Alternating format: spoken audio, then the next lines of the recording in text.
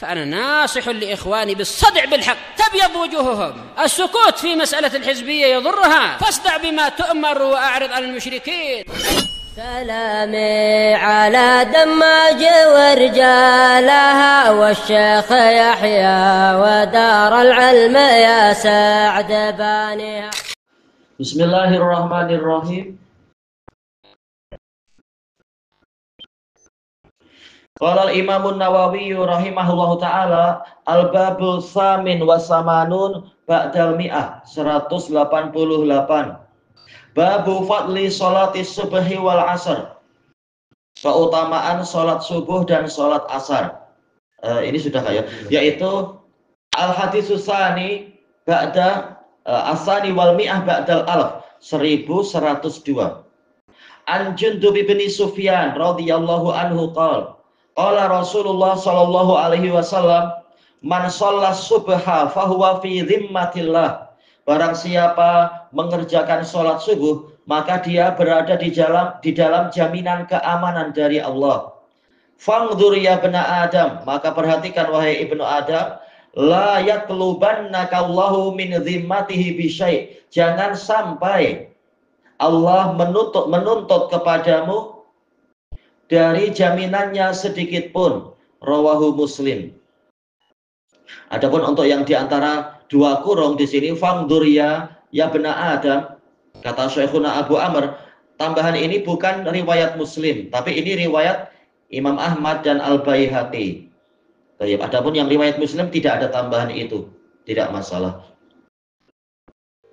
Di sini Nabi Shallallahu Alaihi Wasallam menyebutkan keutamaan sholat subuh, yaitu orang yang mengerjakan sholat subuh berarti dia di bawah jaminan keamanan dari Allah. Bukan berarti tidak mungkin celaka, dalam artian tidak mungkin dianiaya orang, bukan.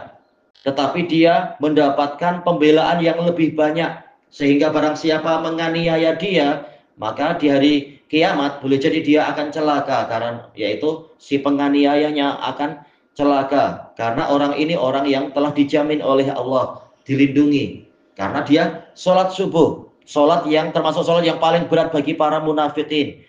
Orang ini rela untuk bangkit dari tempat tidurnya walaupun dingin, berwudu, kemudian pergi ke masjid untuk orang-orang yang memang diwajibkan pergi ke masjid dan seterusnya itu untuk sholat jamaah. Maka orang yang membuktikan keimanannya ini dia di dalam jaminan, karena dijelaskan oleh para pensyarah al-iman mustaqun minal aman. Keimanan itu adalah pecahan dari lafaz keamanan. Orang yang beriman maka dia akan aman. Sebagaimana Islam itu pecahan dari as-salam. Orang yang masuk Islam maka dia akan selamat. Nah, orang yang beriman maka dia mendapatkan keamanan. Barang siapa mengacau jaminan Allah, malah menganiaya hamba Allah ini, menganiaya seorang waliullah. Waliullah tidak harus dia seperti yang dibayangkan orang sufi-sufi itu. Tapi mukmin yang bertakwa, termasuk bertakwa adalah sholat subuh dan seterusnya. Maka yang mengacau wali Allah, maka Allah memang telah mengumumkan peperangan terhadap orang yang seperti ini. Ma'ruf di dalam hadis Abi Hurairah yang diriwayatkan oleh Imam Bukhari, Allah Ta'ala berfirman, man adzali waliyan faqad adzantuhu bil harb.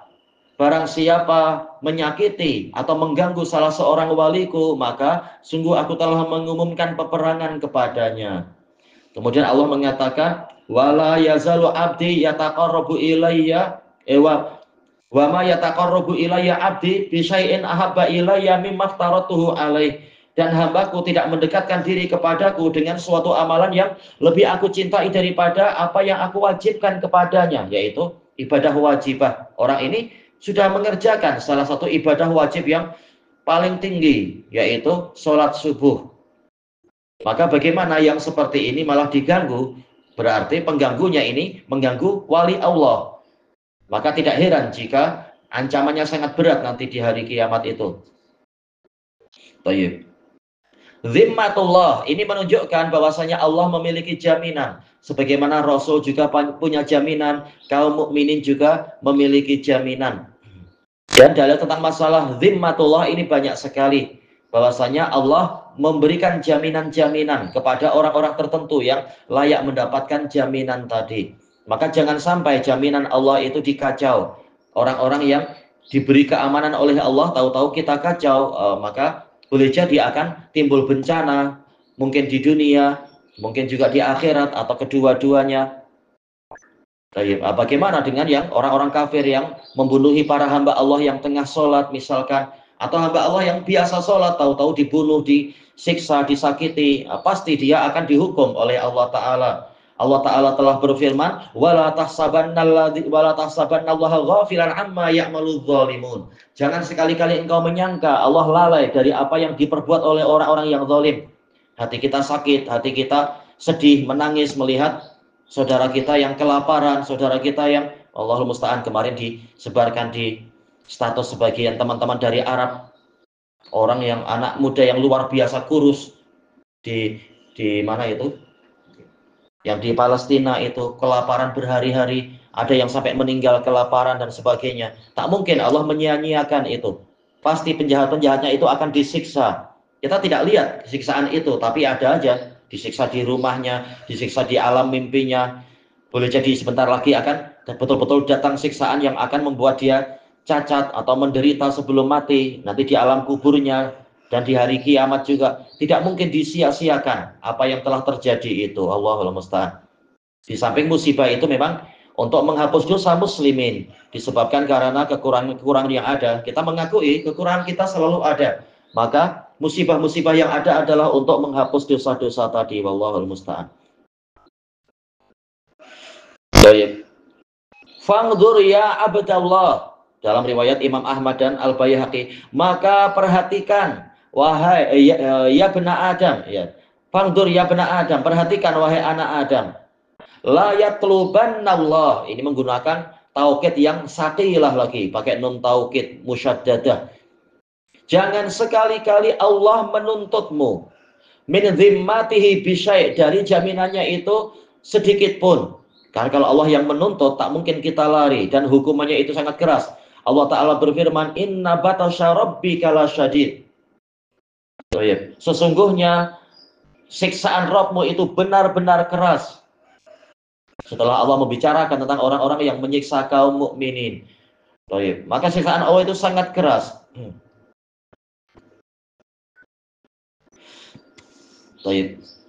Kesimpulan dari hadis ini adalah keutamaan orang yang sholat subuh. Semakin rajin dia sholat subuh, semakin bagus kualitinya, maka jaminan Allah semakin bagus, pembelaan Allah juga semakin bagus, semakin kuat, semakin sempurna, dan seterusnya. Dan ini menunjukkan betapa tingginya pahala dari sholat subuh. Dan pahala bukan hanya jaminan, pahalanya banyak sekali dan beraneka ragam untuk ibadah sholat subuh itu. Kemudian kita masuk ke hadis berikutnya, al-hadisus salis wal mi'ah ba'dal alaf, 1103. Wa an Abi Hurairah radhiyallahu anhu, Abdurrahman ibnu Sakhar ad-Dawsi al-Yamani summal madani, qala Rasulullah sallallahu alaihi wasallam. Kalau tadi siapa? Jundub bin Sufyan Madani. Thayyib. Yata'aqabuna fikum malaikatum bil lail wa malaikatum bin nahar. Para malaikat yang di malam hari dan para malaikat yang di siang hari, mereka yata'aqabun, yaitu silih berganti datang untuk mengawasi kalian, datang untuk menyertai kalian. Silih berganti datang. Menunjukkan betapa besarnya perhatian Allah Ta'ala kepada hambanya, mengirimkan para saksi, mengirimkan para penjaga untuk kemaslahatan para hambanya. Allah Ta'ala berfirman, wa inna alaikum lahafidhin kiraman katibin ya'lamuna ma taf'alun. Sesungguhnya ada para malaikat penjaga yang mengawasi kalian. Mereka adalah para malaikat yang mulia yang mencatat, dan mereka mengetahui apa yang kalian perbuat. Ini ancaman sekaligus kabar gembira agar kita berhenti berdosa sehingga tidak menambah-nambah dosa, dan sekaligus agar kita bersemangat beramal soleh karena banyak saksi. Banyak saksi dan banyak pencatat. Tayyib.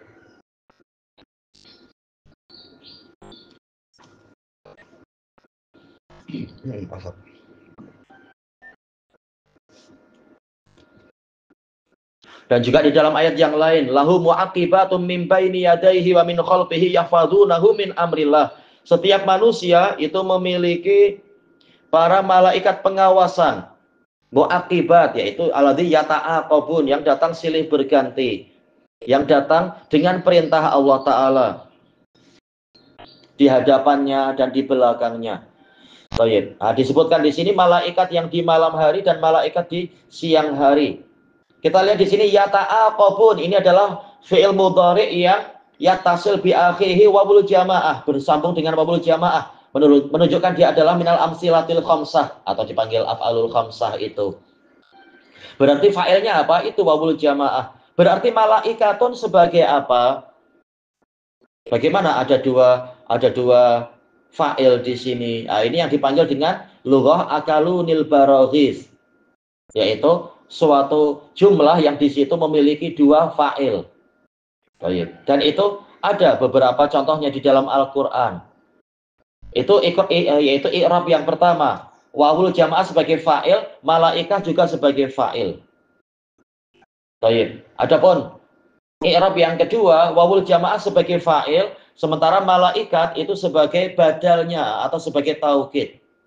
Jadi fa'ilnya tetap wawul jamaah. Yang lain mengatakan, yaitu i'rab yang ketiga, yata'aqabuna fikum, ini adalah jumlah fi'liyah fi mahali raf'in sebagai khobar muqaddam, malaikah sebagai mubtada' muakhar. Asalnya apa? Malaikatun billail yata'aqabuna fikum. Iya, ada minimalnya adalah 3 i'rab di sini. Dan para malaikat yang di siang hari, wa yajtami'una fi sholatil fajr, dan mereka berkumpul di dalam sholat fajar, yaitu di waktu sholat subuh. Ini menunjukkan keutamaan sholat subuh. Wa sholatil asar, dan sholat asar, menunjukkan keutamaan sholat asar. Dan jelas sholat asar adalah yang terbaik dari 5 sholat itu. Ini perkara gaib. Nabi menceritakan para malaikat pengawasan yang ditugaskan mengawasi sepanjang siang, mereka akan berjumpa dengan para malaikat pengawasan yang mengawasi sepanjang malam. Jumpanya di 2 waktu, waktu akhir siang dan waktu di awal siang, yaitu sholat asar dan sholat subuh. Ada yang baru datang dari langit, ada yang hendak naik ke langit. Mereka semuanya berjamaah di waktu itu. Berarti dohirnya jamaah yang paling besar dari kalangan malaikat di kalangan kita ini adalah di 2 waktu itu, karena 2 jenis malaikat berkumpul di situ. Wallahu a'lam. Kemudian summa ya'rujul ladzina batu fikum, kemudian yang bermalam di tengah-tengah kalian akan naik, yaitu di waktu sholat subuhnya, selesai sholat subuh, maka malaikat yang sepanjang malam mengawasi, dia akan naik ke langit untuk melaporkan hasil pengawasannya kepada Allah Ta'ala. Ini para fuqaha menjadikan ini sebagai dalil hadis ini, bahwasanya al-baitutah tidak selalu tidur. Ini batu, yaitu bermalam. Bermalam tidak selalu tidur, karena malaikat jelas tidak tidur, mereka mengawasi. Wallahul musta'an. Tayyib. Kemudian fasa'alahumullah, kemudian Allah bertanya kepada mereka, wa huwa a'lamu bihim, dan dia lebih tahu tentang mereka, tentang para hamba yang di bumi. Tapi tetap Allah bertanya, bukan karena tidak tahu, kata para pensyarah, li'idhari syarafi ibadih, tapi untuk menampakkan kemuliaan para hambanya di hadapan para malaikat. Sebagai pelaksanaan dari firman Allah Ta'ala, inni a'lamu ma la ta'lamun, sesungguhnya aku lebih tahu apa yang kalian tidak kalian tahu. Karena para malaikat memahami Bani Adam itu suka menumpahkan darah dan membuat kerusakan di bumi. Maka Allah memperlihatkan kepada mereka biar mereka menyaksikan sendiri, ada para hamba yang tidak seperti itu. Ada para hamba yang rajin ibadah, walaupun hawa nafsu itu ada, walaupun setan di dalam diri mereka ada, tapi mereka berusaha melawannya karena Allah Ta'ala. Qal kaifa taraktum ibadi, bagaimana kalian meninggalkan para hambaku? Fayaqulun, mereka mengatakan taraknahum wahum yusallun wa atainahum wahum yusallun. Kami meninggalkan mereka, yaitu setelah sholat subuh itu, dalam keadaan mereka sholat, yaitu tadi kami sholat bersama mereka, kami tinggalkan mereka dalam situasi tadi itu. Kemudian, dan kami mendatangi mereka, yaitu pada waktu masa sholat asar, wahum yusallun, dalam keadaan mereka sholat juga. Ini menunjukkan mereka menjalankan ibadah, rajin berzikir, rajin mengingat Allah Ta'ala di waktu pagi dan petang. Sebagai pelaksanaan dari dalil yang banyak sekali. Diperintahkan untuk berzikir di waktu pagi dan petang. Dan kita tahu, sholat bagian dari zikir. Allah Ta'ala telah berfirman, wa aqimis sholata li dzikri, dan tegakkanlah sholat untuk mengingatku. Nah, mereka rajin berzikir kepada Allah di waktu pagi dan petang.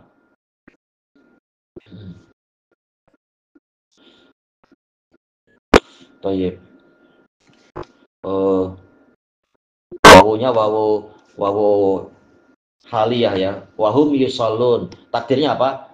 Taraknahum musallin wa atainahum musallin. Tadi ada faedah lagi, cuma anak terlupakan. Oh ya. Dan hadis ini kata sebagian pensyarah menunjukkan betapa lajunya gerakan para malaikat. Mereka berangkat naik langit pertama, itu pun 500 tahun perjalanan. Ketebalan langit pertama juga 500, jarak antar langit juga 500, langit kedua juga 500, terus sampai langit ketujuh. Kemudian sampai naik lagi, melewati lautan yang ketebalannya juga 500 tahun perjalanan, sampai mendekati arsy-Nya Allah Ta'ala. Tapi bagaimana mereka mampu menempuh itu dengan jarak yang sejauh itu, dengan masa yang singkat. Kami tinggalkan mereka tadi sholat subuh dalam keadaan mereka sholat. Cepat sekali mereka, untuk para malaikat ini, untuk sampai menghadap kepada Allah. Demikian pula ketika mereka diperintahkan untuk turun lagi, jumpa orang-orang yang beriman sholat asar dan ikut sholat asar. Berarti alangkah cepatnya gerakan malaikat tadi. Betul-betul ini tanda kekuasaan Allah tentang makhluk-makhluk yang sangat perkasa dan hebat itu. Thayyib. Ilahuna wallahu a'lam.